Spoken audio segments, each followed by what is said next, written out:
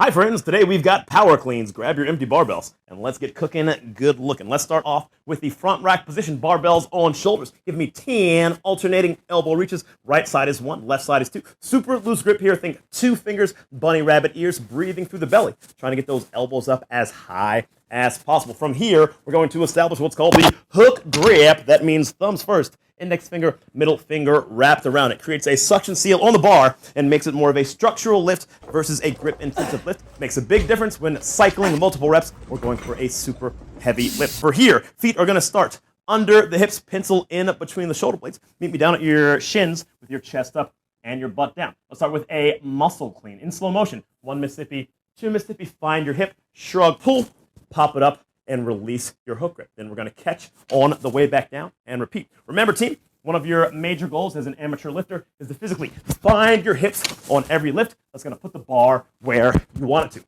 After your 5 there, let's add a jump into it. Power clean.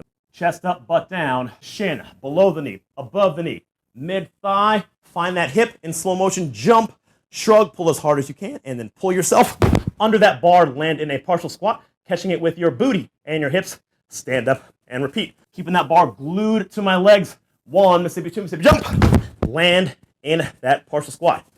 Easy as pie, right? All right, guys, let's put some shrimp on the bobby. Let's get after it.